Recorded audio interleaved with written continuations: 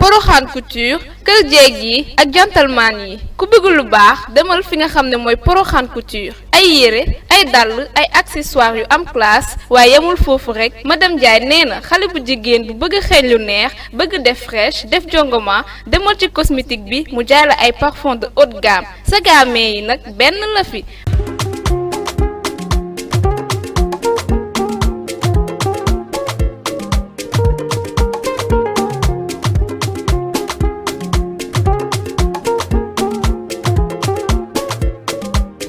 Porokhane Couture c'est madame Diagne moo ngi nekk Pikine Icotaf ci tali karo bi woote leen gaaw ci numéro yi 77 712 08 08 77 404 51 38 wala ci 77 570 87 86 Porokhane Couture daal moo mëne.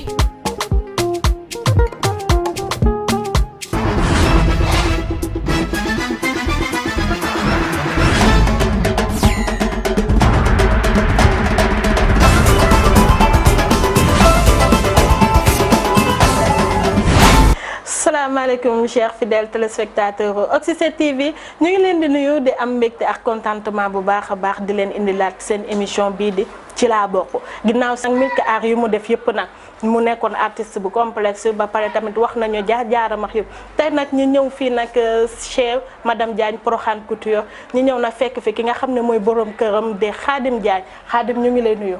ñu ngi lay fay di leen ziar di leen. masawu tamit ci coono bi ngeen taxaw di ñu xaar. ñoo ko bokk ginnaaw si bañ ko dégloo ba mu nuyoo ba pare tamit dañuy duggoonteeg moom kuus tuuti ak moom ci waxtaan bi tuuti Khadim ñu gis ne tey jii Porokhane Couture da nga koo duppee ki nga xam ne mooy sa soxna ñu bëggoon a xam Khadim tey jii métier bi ba nga ciy dugg kañ nga ci duggoon. waaw métier tailleur moom bon doon na loo xam ne yàgg naa ci. amaa ne même nekkatuma ci ma jël ko jox ko sama soxna parce que bokk na ci métier bi moom laa xam daal moom laa jàng. moom nga jàng waaw kañ nga ko jàng métier bi bëggoon nañ ko xam nga wax ñu tuuti li nga xam ne moom nga duggee si métier bi. depuis 2010. 2010 waaw depuis 2010 ba léegi maa ngi ci métier tailleur. waaw doon na loo xam ne métier mu bëggoon la ma ko bëggoon trop nag. waaw jaar ci ay atelier yu tamit yu bëri waaw. wante si biir jaar atelier yooyu xanaa am nga ci atelier boo xam ne nii tey jii marqué na la si biir. métier bi. waaw bi ma gën a marqué nag mooy que ni àll bi nga xam fa laa jàngee métier sama nijaay sama xarit doon ko xam ne ba tey moom laay rek quoi. muy kan Pape Diouf. Pape Diouf. waaw ndeysaan yàlla naa xale yërëm taxare ko àjjana. doon ko xam ne ma ko bëggaloon sama bopp trop. dem naa ba tey damay jàpp ne sax lu ma am tey ci tànkam yi ma jaar la. waaw d'accord ginnaaw si bañ ko dégloo li mu wax yëpp ki nga xam ne nii mooy Khadim Diagne dañuy di gis ne tey jii bu nekkoo di def couture kese danga koo def genre complexe ba pare nga jox ko tamit sa jabar ñu gis ne complexe bi boole nga ci yenn fait divers comme li nga xam ne nii mooy cosmétique tey jii sa produit foo koy jëlee. waaw man lu yëpp damay voyager di andi ay bagages soit ay sac ay dàll ba yenn parfum yi maa ko andi sama jabar muy jaay. man moom atelier bi tooguma fi man maa ngi sama liggéey boobu. donc maanaam léegi yow da ngaa am beneen liggéey bi nga xam ne nii moo nekkul comme liggéey bi di métier bi di couture. métier moom soxna si laa ko bàyyi ak sama xarit sama frère Mara Fall. xanaa soxna si moom dafa def métier bi. waaw am na lu mu ci xam nag. léegi nag Khadim ñi gis ne bàyyi nga métier bi tey dem li nga xam ne mooy sa beneen liggéey tey ñi gis ne yaa ngi yëngatu ci wàllum oto yëngatu ci wàllum moto tey ji noonu tamit ñu bëggoon a xam lu tax nga bàyyi métier bi ba dem ci boobu xanaa métier bi doxatul woon sa bopp. non du cadre dox sama xam nga yàlla mooy dogale noonu bu yàlla ne woon tey ci tailleur laay dee tamit aussi ci laay nekk quoi xam ne yàlla moo tuddee damay jaar ci yeneen métier moo tax. waaw mais métier bi nga dugg nii tey ji muy wàllum oto. tey ji kañ nga ci dugg ak tamit noo ci intégré. waaw oto moom bon doon li nga xam ne jànguma ko fenn te bu dee daal macha allah mën nañ ko bu dee tamit fi oto di jógee ba fi muy accès Sénégal ba ñu koy génnee mën nañu yoon boobu. waaw ñun moom problème boo amuñu ko. tey da ngaa am foo xam ne da nga fay teg di jaay oto wala. da nga am sa place boobu am nañ ay place yoo xam ne pour oto kese la. nekkul fii nga xam ne nii mooy Pikine. non nekkul fii. waaw ñun koy déglu nag Khadim muy nit koo xam ne nit ku neex deret la sànq ba tey ñun koy gis mu nekk borom Porokhane Couture mu bàyyi ko ki nga xam ne mooy madame Diagne dañuy dem seetaani publicité daal di ñëwaat.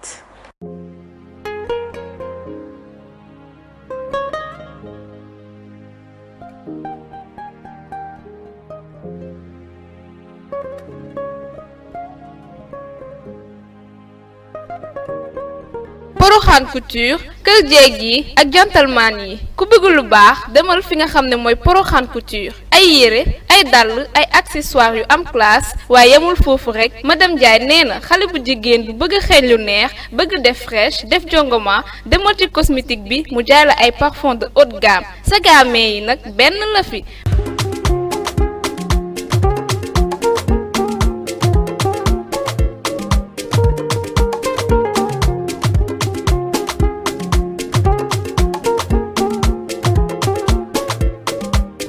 Porokhane Couture c'est madame Diagne moo ngi nekk Pikine Icotaf ci tali karo bi woote leen gaaw ci numéro yi 77 712 08 08 77 404 51 38 wala ci 77 570 87 86 Porokhane Couture daal moo mëne.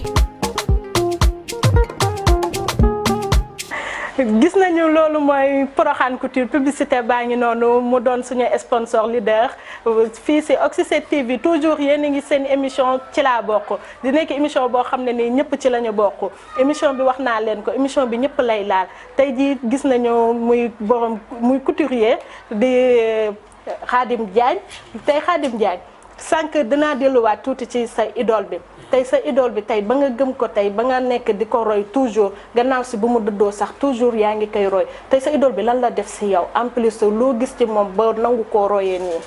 waaw dama gisoon ci moom bon fit ak jàmbaar boo xam ne nekkoon na ci moom nekk koo xam ne jamono jooju même jeune la woon mais dafa gën boppam ci lu mu mën di doon moo doon toog naa ma Xaadim boo góorgóorloo tuuti dañ la dégg fu sore sore te gëm naa tey lu wax jooju ma dox tey même bu dee ak buñ ci tamit ñu ngi ci tànk yi waaw doon na koo xam ne moom ak frère Omar Diouf bon dañ ma yoroon teg daan nañ ma teg loo xam ne aussi ko jàng métier dañ ci jaar muy lu métti waaw ginnaaw ma jóge ci moom ci laa nekkoon atelier Djili Diop Djili Diop xasaayit moom jaar atelier tamit waaw mu teg ma ci yoon moom tamit mais nag avant foo jógee moom ma ne moom ah yow wax moom nan la demee yow wax sëñ Djili Diop dama dóoroon mais xam ne dóor yi jig na ma waaw sëñ Djili kooku mooy borom tàkkusaanu nabi la sëñ Djili Diop sëñ Djili Diop moom dégg nga li la kii wax nee na da nga ko dóor wante dóor yi mu la dóor tey jii yaakaar naa ne war naa am lu mu effet bu mu def si yow lu waaw ba tey tamit moom dóor yi ma dóoroon tey mais moo ko dama gëm ne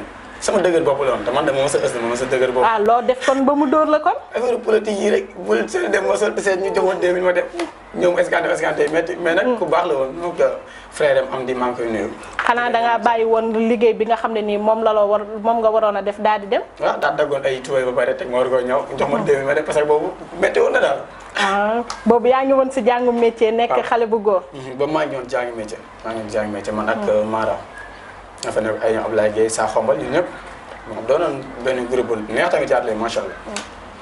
tey jii soo gisee tey sëñ Djili Diop kon ak ki nga xam ne mooy sa idole yaakaar naa ne war nañoo am loo xam ne nii tey jii soo taxawoon ba di ko sargalee lan nga leen di wax.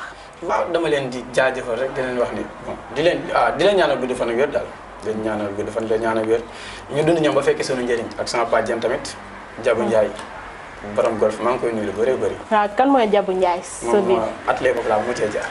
ah foofu nga mujjee jaar. wante liggéey bi tey jii ba nga fa jaaree tey jii noo defanteex moom. ah Jabu ba ma fa waaw teg ma ci ak defoon ma maa ko gënaloon sax doom yi mu jur. yàlla xam na ko maa ko gënaloon tey moom doom yi mu jur moom ak sama maam Xaadim mi fa nekkoon maam Pape Fall jëlal ma def ma comme seen bopp waaw bëgguñu dara lu ma metti aussi bëgguñu ma manqué dara. waaw léegi yow ki Xaadim ñi gis ne tamit lii di complexe bi kese fii keseel nga ko ubbi Pikine wala am na ci yeneen bërëb. waaw ñu ngi ci programme boobu mu ngi ci yeneen bërëb yoo xam ne. waaw dañuy bàyyi waa gi si dara mais nag ñu ngi ci. kon maanaam nekkul kon rek si bërëb bi donc. non parce que Porokhane Couture leen ma war a tëbbi sama yaay laa ko tuddee. sama doom sa yaay xam ne tamit moom laa tuddee sama yaay. moom Porokhane sa yaay nu mu tuddoon. Soxna Diarra. Soxna Diarra moo waral tur bi tey jii borom Porokhane. moo waral Porokhane Couture te nag dem nañ centre commercial sax incha allah dañ ko tuddee. incha allah rabbi kii mooy Khadim Diagne toujours ñu nekk ak moom ci émission bi ci laa bokk wax naa leen ne numéro commercial yi tey ji soo ñu bëggee jot di nga ñu woo ci 70 570 00 baa nga woo ñu ci 77 234 09 26 boo ñu ci woo rek di nga ñu jot ñu defante xew émission bu neex ndax ci laa bokk nee naa leen émission boo xam ne ñëpp ci la ñu bokk bàyyiwuñu kenn mbër yeex politiciens yi ñëpp ba ci footballeur yi sax ñoo ngi ci laa bokk ndax yëfu askan bi la ñuy waxee te yëfu société bi la ñuy waxee te ku nekk ci société bi nekk di def sa wàll ci biir société bi maanaam lépp loo war a mënti liggéey rek ci laa bokk moo ngi la ciy xaar ndax danga ñu waxtaanee fi nga ko tàmbalee fi nga egsi tey ak tamit li tax nga dugg ci métier bi yëpp dinañ ci waxtaanee ko tey jii tamit ñu gis ne couture tey jii yaa ngi xool fu mu la yóbbu feneen wante bëggoon nañu xam couture tey fa mu la jëlee tey ak tey jii fi nga nekk nii ndax couture tey jii am na ñoo xam ne nee nañu parfois yomb na yombul nee nañu tamit dina am yenn conséquences yoo xam ne di nga ko ci dund tey jii lan nga loolu moo la gën a metti ci li nga dund. li ma dund man li ma ci gën a metti moom nañ bàyyi noonu bokk na ci waaw amul problème daal. dëgg la amul problème wante nañ ci waxtaan tuuti rek nga dugal ñu ci tuuti xuusal ñu ci tuuti rek ñu mën a xam ñi lay sataan mën a xam tey jii lan moo la ci metti tey. tailleur moom dara metti ma ci wax dëgg yàlla parce que dama gëmoon ne jàngi métier laa doon def yàlla may na ma tamit aussi li nga xam ne tey moom laa doon ñaan muy même bu fekkee ne tey ñeenti place la sax wala ñett ma am ko ci yàlla def na ñu si tànk yooyu bii ma jël ko tuddee ko sama yaay jox ko sama soxna mu nekk ma koy nii tamit Njaay Jaata moom yàlla na jàmm yàgg yaay bi ko jaara wante li la ci metti bëgg nañ koo xam wax ñu carrément li la ci metti parce que am na ñoo xam ne nii tey jii ay ndaw lañu di dugg ci métier bi war nañoo mën a xam ne tey jii lii moo leen war a xaar ci métier bi. waaw man moom li ma leen di wax mooy que ni métier moom jàng métier dafa metti bu ma sañoon tey jeunes yi koy jàng tey ñi xam ñoo fay seen i patron jàppale la waaw moom loolu doon na tamit sama bëgg-bëgg daal. waaw xam nañ loolu wante li la ci metti xanaa war nga ñu ko mën a wax. li metti ci tailleur. waaw non tailleur moom. wante am na ci conséquence boo dund. am na ci yoo xam moom mënul ñàkk ci tailleur. am na yoo xam moom mënul ñàkk ci tailleur wax dëgg yàlla. muy que ni du ñàkk ay yenn xeet def-def yoo xam ne nit ñi ngi koy def. ci mystique ci soxor ak yooyu mais nag dañu war a gëm ne yàlla la quoi. wante conséquence bi nga xam ne nii dund nga ci war nga ñu ko mën a wax tuuti tamit ci boobu ba tey yaa ngi romb loolu. waa xeetu def-def yi dund nga ñu ko léegi yan genre def-def. maanaam day nekk tey sa moromu tailleur tey ngeen bokk tey benn zone wala benn point bi nga nekk. ñu lay tudd di ko tudd rek loolu daf lay déranger. pare nga mujj ñëw di ko yàqal wala di ko sosal yi nii ñaari ngay sosal borom ñaari tur loolu gis nañ ko fi. kon yow loolu da nga ko cee am wala dafa am ku la ko ci def wala lan. non du man mais damay gis ñoo xam dañu leen koy def quoi. man gëm naa ne yow mooy loolu. mais te conséquence bi yow la ñu wax en tant que tel conséquence bi en tant que tel nga wax ñu ci bul ko tëb tamit conséquence bi en tant que tel waxtaan ci ñun. non tey donc loo xam ne si yombul. yombul quoi gëm-gëm moo la ci jàllale. mu lépp lu mu doon ci am na sax gëm-gëm la surtout nga nekk jeune di jàng métier tailleur tey doon na métier mu xaw a doy waar. nit ñi ñu ngi naan yomb na quoi yomb na mais yombul. wante gis nañ ne boog ba tey nag bëggoo ñu see wax xuus nañu wax yow ba sonn wante bëggoo ñoo wax dara ci conséquences yi wante soo ñu ci cofaloon tuuti tamit duñ ko bañ lool wante ñi gis ne tey jii yaa ngi ci yëngu bu baax a baax wante xanaa war nga cee am loo xam ne nii benn mbégte la bi tax tey jii nga topp ko ci boog ba tey. waaw li tax ma topp ko ba tey mooy que ni lenn moo ma ci ne moom laa njëkk a jàng ci métier parce que koo xam ne tey bi mu bàyyi jàng tey ndox dama doon jaay ndox jaay ay madeleine ak beñe doon bon du yoroon pousse-pousse sax Paku Lambaye. dem ba xam te loolu mun ma jàllale tey ma dugg si métier tailleur. kon yooyu yëpp def nga ko tey pousse-pousse bi nga yoroon Paku Lambaye bi nga cay dugg noo ci duggee. pousse-pousse bi bon man Bawol la. bi ma demee ba bàyyi jàng xam ne tey situation bi paa bi ak mère bi day taal bon moo tax ma volontaire du jàngi métier. wante pousse-pousse bi nga ciy dugg daa am koo ñëw jox la pousse-pousse wala da nga dem seeti kenn. man maa nekkoon Paku Lambaye sama maam. si sa maam moo nekkoon Paku Lambaye. sama maam moo fa yoroon quoi. waaw pousse-pousse lan ngeen doon. pousse-pousse bant daan tegay bant boobu pousse jox 300 wala 400. ma doonoon alal ju bëri ci ma. parce que jamono yooyu. téeméer xaalis yooyu ban jamono la woon. loolu yàggul la xam naa ay côté 2005 2006. 2005 2006 si nga bàyyi jàng daal di rejoindre sa maam. waaw avant nga koy rejoindre ne waxoon nga yaa ngi doon jaay ndox di jaay ay madeleine tey madeleine yi foo ko doon jëlee. sama yaay moo ko doon jox may jaay. sa yaay moo doon kii madeleine yi di la jox nga daal di jaay ji. waaw gis nañ ko waaye tamit tey jii nga daal di dem jaar si yooyu yëpp tey jii ba nga dugg tey jii si biir métier bi après nga dugg si biir métier bi daal di yor say boutique bàyyi ko sa jabar tey jii bi nga ñëwee xam nañu bëri góor yu bëri amuñu confiance tey si seen jabar pour bàyyee ndax yenn yi ndax nee nañ jigéen ñi soo leen bàyyee yenn yi rek mën nañu koo jël daal di koy nekk di ko xewee wala dara tey jii yor bi ko sa jabar yor noo ko gisee. kooku moom man ma nekk fii ak foo ma nekk ci àdduna sama xel day dal ci moom parce que bokkul ak nit ñi li ñu gëm moom li nit ñi gëm-gëmul. moom lu mu gëm soro mën na ko mën na lu bëri. mais gëmul yàq moom gëmul yàq gëmul succès loolu. kon tey ji sa jabar lan la gëm. ba nga am wóolute bi dama ko wóolu parce que dañu yàgg. day yàgg ñaataane. génn yàgg ma da ko tag. tey ba ma ko tagee léegi ñu ngi dugg suñu 4 ans. te mosuma def loo xam te métti na ma wala wax ma. kon yow ba ngay xooslu nga xamanteex moom wala. ba ma daan ñàkk yoruma dara ma daan dégg wax di ñaaw di nekk boobu laa nekkoon. boobu nga nekkoon avant ma daan fekki fi mu nekk man vélo laa daan yor soit moom su ma ñëwee may paas ma doog a ñibbisi. boo la daan may paas. tey jii foofu ngeen am jaar-jaar. tey jii moom fan la foo ko gisante seen gisante yéen ñaar fan la tàmbali. gisante ñun ñaar ci école la tàmbale. école ban école. tamit nag li ñuy bàyyi nag moo ngi bëgg bari tamit mu ngi bëgg bari si école la tàmbalee fii kay amatul nëbbu dem na kay ba nekk sa jabar kay amatul nëbbu. ñi ñuy xamante école Sène Fatou Diop bu Pikine. Sène Fatou Diop bi nag Pikine. yow fa nga doon jàngee wala moo fa doon jàngee. non moom moo fa doon jàngee. nga koy koji ji. waaw maa ngi daan koji. loolu day dawaat de te foog nga waxtaan ak ñun nag si koj boobu foog nga waxtaan ak ñun foog nga parce que xale bi waroon ñu ne ko de ba jàngi nga daw di ko koji ji. mais waaw yàlla moo ne boobu yàlla moo ne woon dayam. yàlla moo ne woon dayam. waaw kon baax na bëggul ñu see wax torop si koj bi tamit wante tamit ba nga koy demee ba di ko koj di ko fekki ji encore fekki ji bi. tey ji ba ngay dugg seen biir kër waaw xam nga parfois jigéen am na mu mel ngay dugg seen biir kër papaam wala yaayam am bët yu mu la daan xoolee noo gisee woon boobu jamono. non yéex naa dugg seen kër nag. ngay xool bi may dugg seen kër rek bi ma koy may benn la. kon yéen daan ngeen gisante avant ngay dugg si biir kër loolu moom mënul ñàkk. jigéen kenn mënu ko fii mooy fiire boppam. waaw loolu de dëgg la. mu doonoon koo xam ne jàmbaar la woon mënoon a gérer loolu ba lenn lu ñaaw amul sama diggante ak moom ba ni ma ko takk tey. waaw d'accord gis nañu loolu yëpp te ba tey ji nga am wóolu te beex confiance ba jox ko lii di sa boutique mu tëyal la ko waaw. tamit nag dag ñuy waxtaanal tuuti tamit nag daal di wax di si kii bi. ci nga xam ne tey moom loolu la muñ ko nga nit ku ne tey aussi jabaram ko man bay xool aw ma xarit wallaahi aw ma xarit. amoo xarit kon daal sama jabar la ak sama frère la mu ne kenn ci man muy Mara Fall nga xam moom laa wóolu teg lépp si loolu. kan mooy Mara Fall. soo sama frère la sama mag la sama xarit la ak kooku laa am ci ak xarit ak sama jabar. kon maanaam daal deuxième dame du duggaat. du léegi. dégg nañu li mu Khadim Diagne sax au moins dégg nañu li nga xam ne ni tey moom la fi wax moom la ñu waxtaanee moom muy mu tagg fi jabaram. wante Khadim tey jii balaa ñoo xam tey jii ñu gis la tey jii wàllum oto lii dañ ci ñëwaat tuuti oto tey jii dugg nga ci ba commencé di jaay ak ay moto yooyu ba tey nga bàyyi fii di sa Porokhane ko di couture bi daal di dem ci loolu. waaw oto booy xool ñun amour bi lay am. te moom amour bi lañ am amaana ñu ngi naan oto am na xaalis gaa ak ñàkku ci sax duñu am loo xam ne ñu kiy sutur la mais amour bi ñu lay am ñun. tey jii fooy jëlee say oto tey. maanaam jëlee Canada wala Amérique.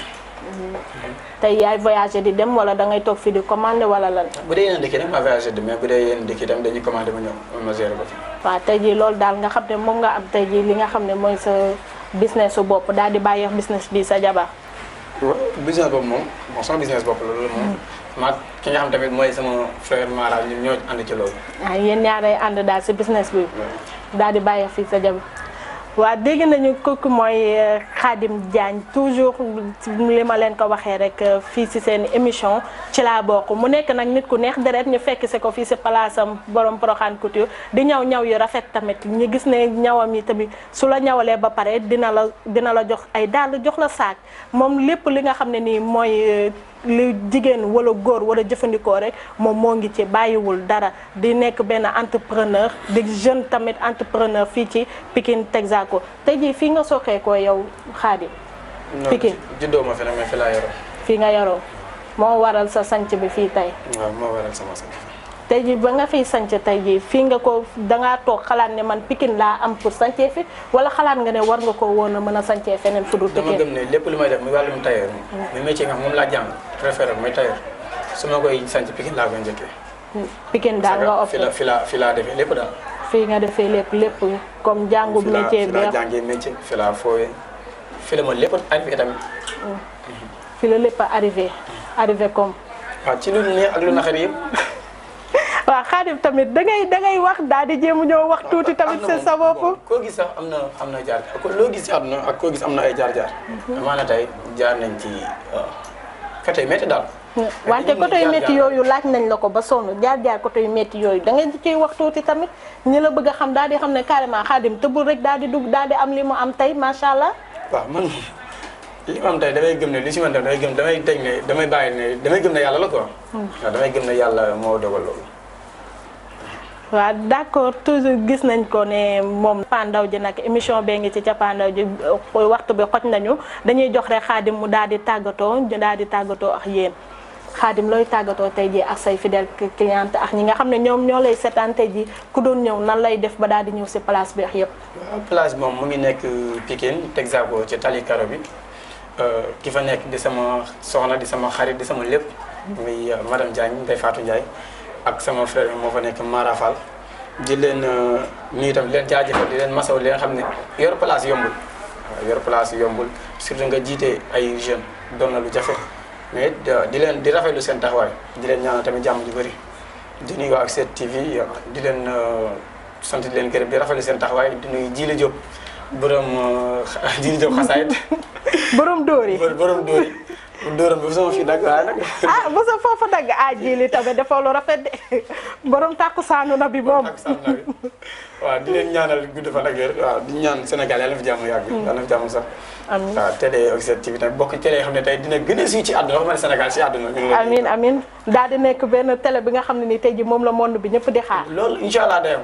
incha allah incha allah yàlla nañu ko yàlla defal ñu ngi leen di nuyu ba pare di leen jox dig daje beneen yoon ci seen émission bi nga xam ne nii mooy ci laa bokk wante balaa loolu dañuy jaajëfal suñu caméra woman bi nga xam ne awala toujours dañuy ànd ak moom ci suñuy émission ba pare mu nekk benn xale goo xam ne di xale bu am jom xale bu waaw foofu daal lañ ko mën a defee xale boo xam ne xaritu daal seen ji la wante ji nag borom takkusaan na bi bàyyil dóor yi wante dóor yi tamit am na lu mu def si moom yaakaar naa soo gisatee politicien doo too jox demati. non politicien kay ñaanal ko ci war a falu rek. doo too demati jili tere ga gone gi politicien yi waaw di leen jox nag dig daje numéro yi toujours dama leen koy rappeler mooy 70 570 00 wala 77 234 09 26 ku boo ñu ci woowee rek dinañ la waxtaan ak yow ba pare tamit dinañu ñëw ba sa place wala nga daal di ñëw fii si suñu télé bi rek ñu defanteek yow émission lii di ci laa bokk nag wax naa leen émission bu ñëpp la émission wu société bi la lépp lu waay di yëngu rek mu yaa xam jaaykatu caafeex ñëpp ci la ñu bokk di leen wax nag di leen jox di daje ba beneen yoon incha allah si seen beneen numéro émission au revoir à très bientôt.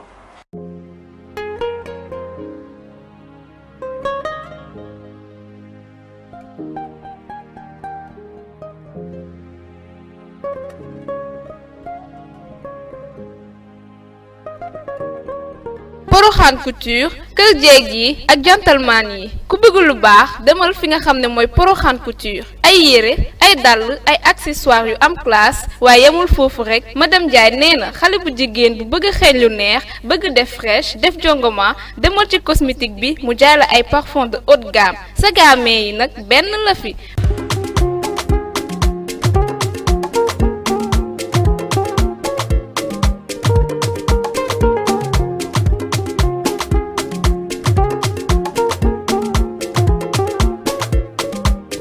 Porokhane Couture c'est madame Diagne moo ngi nekk Pikine Icotaf ci tali karo bi woote leen gaaw ci numéro yi 77 712 08 08 77 404 51 38 wala ci 77 570 87 86 Porokhane Couture daal moo mëne